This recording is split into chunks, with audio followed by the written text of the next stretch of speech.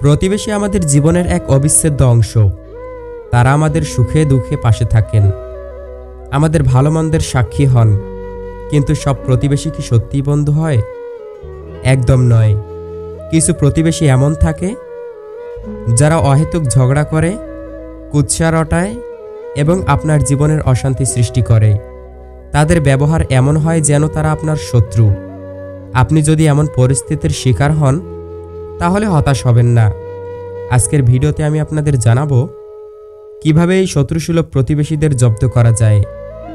আপনাকে শক্তিশালী হতে হবে, বুদ্ধিমত্তার সঙ্গে কাজ করতে হবে এবং তাদের এমনভাবে মোকাবিলা করতে হবে যাতে তারা আর আপনাকে বিরক্ত করার সাহস না পায়।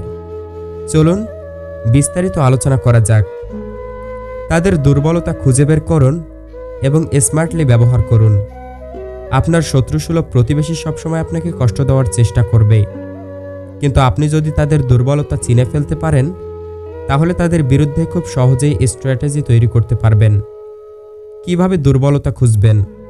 নাম্বার 1, তাদের আচরণ পর্যবেক্ষণ করুন। তারা কোন বিষয় নিয়ে বেশি বিরক্ত হয়, কোন বিষয় নিয়ে বেশি প্রতিক্রিয়া দেখায়। নাম্বার 2, তাদের সামাজিক অবস্থান বোঝার চেষ্টা করুন। তারা সমাজে কেমনভাবে নিজেদের উপস্থাপন করে, তাদের ইমেজ নষ্ট হলে তারা কিভাবে প্রতিক্রিয়া দেখাবে।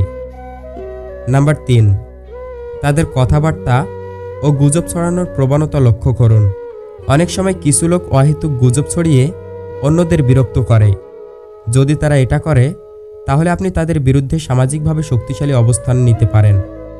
এই পর্যবেক্ষণ আপনাকে তাদের সবচেয়ে বড় দুর্বল দিক খুঁজে পেতে সাহায্য করবে। একবার সেটি বুঝতে পারলে আপনি খুব সহজেই তাদের বিরুদ্ধে কৌশল নিতে পারবেন, অবশ্যই আইনসিদ্ধ উপায়ে। মানসিক শক্তি বাড়ান এবং ধৈর্য ধরুন। প্রতিবেশীরা যদি শত্রু হয়ে যায় তাহলে তাদের কথায় প্রতিক্রিয়া না দেওয়াই সবচেয়ে ভালো উপায়, কারণ আপনি যত বেশি প্রতিক্রিয়া দেখাবেন তারা তত বেশি আনন্দ পাবে এবং আপনাকে আরও বিরক্ত করবে। কিভাবে মানসিক শক্তিশালী হবেন? তাদের অপকর্মকে পাত্তা দেবেন না। শত্রুরা আপনাকে বিরক্ত করার চেষ্টা করবে, কিন্তু আপনি যদি নিরুত্তর থাকেন তাহলে তারা নিজেরাই ক্লান্ত হয়ে যাবে। নেগেটিভ কথাকে ইতিবাচক দৃষ্টিকোণ থেকে দেখুন। অনেকে আপনাকে ছোট করার চেষ্টা করবে, কিন্তু আপনি যদি এতে না ভেঙে পড়েন বরং নিজের উন্নতিতে মনোযোগ দেন তাহলে সেটাই তাদের সবচেয়ে বড় পরাজয়। সেলফ ইমপ্রুভমেন্টে মনোযোগ দিন।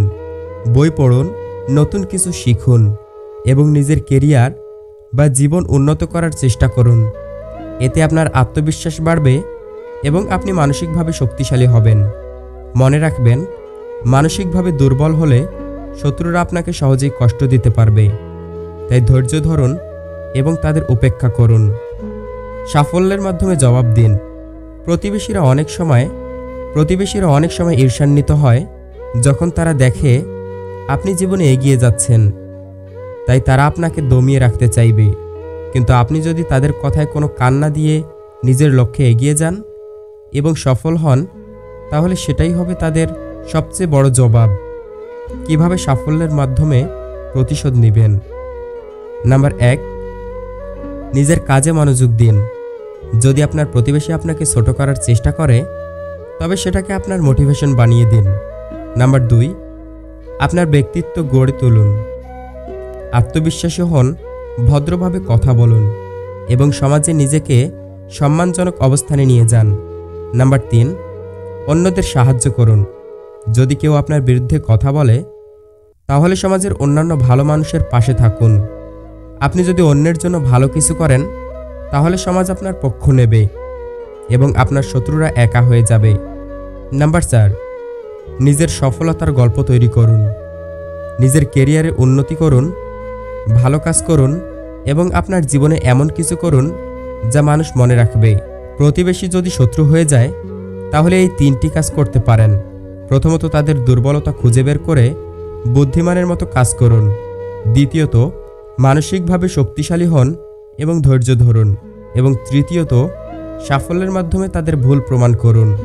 মনে রাখবেন, ঝগড়া বা মারামারি কখনো কোনো সমস্যার সমাধান নয়, বরং কৌশলী হওয়াই হলো বুদ্ধিমানের কাজ। আশা করি এই ভিডিওটি আপনাদের কাজে আসবে।